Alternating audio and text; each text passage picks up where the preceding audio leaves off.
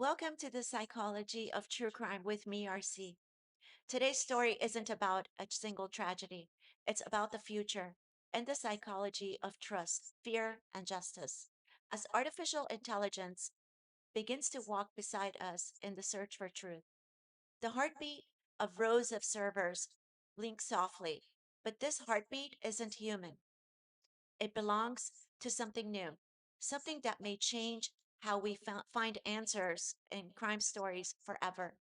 Investigators are faced with hundreds of hours of security footage, thousands of messages, and years of digital footprints.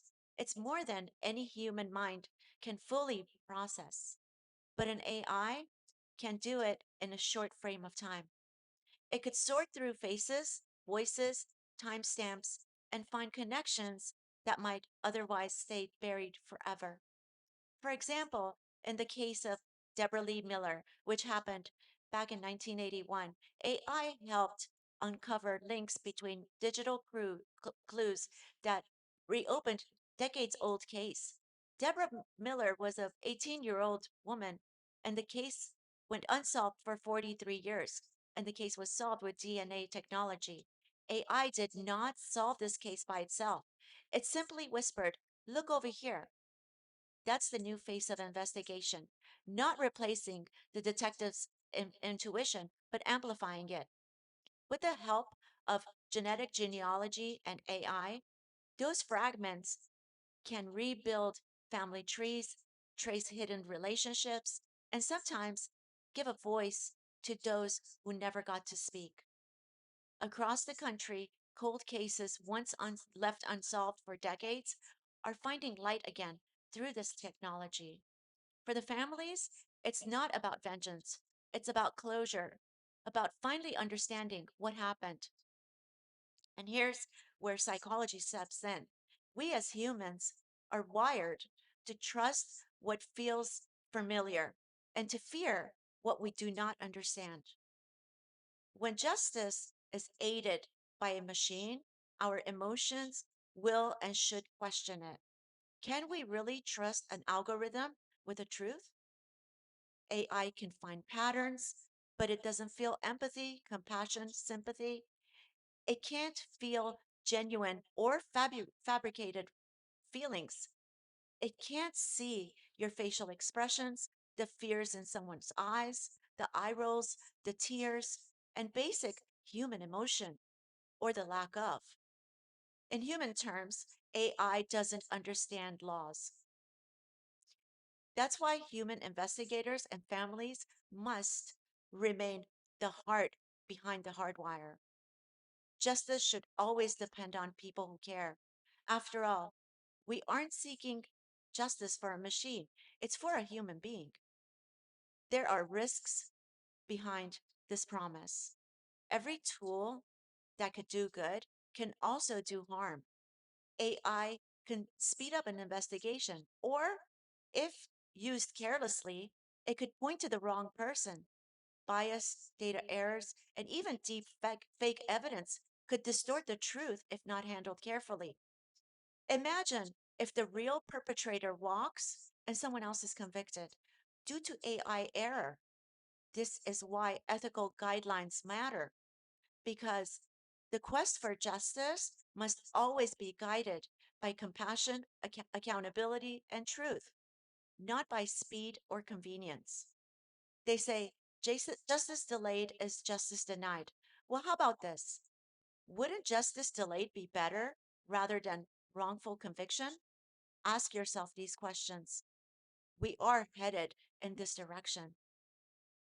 I think the future of true crime investigation isn't about replacing the human mind, it's about expanding it.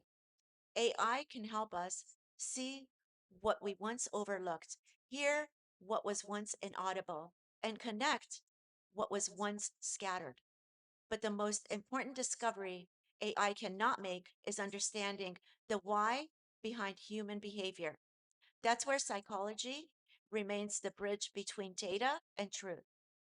As long as humans and technology walk side by side, maybe, just maybe, we'll come closer to understanding the full story behind every mystery, every missing person or crime.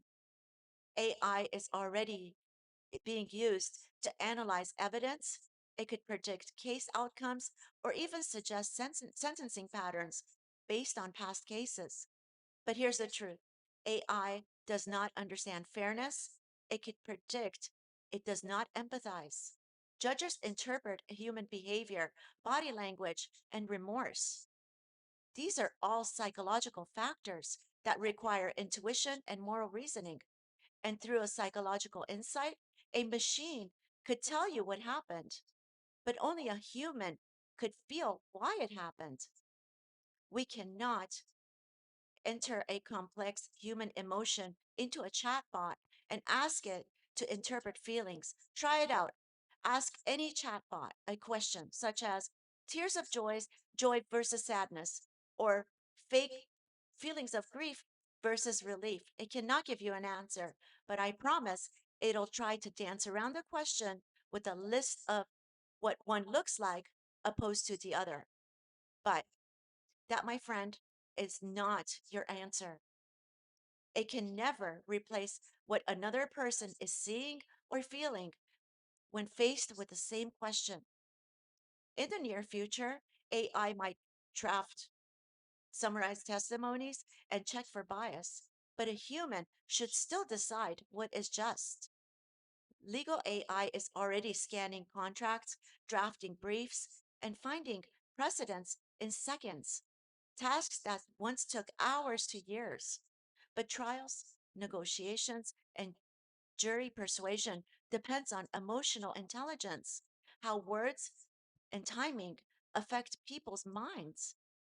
An attorney friend of mine always says, real power isn't in remembering the law, it's in reading the room.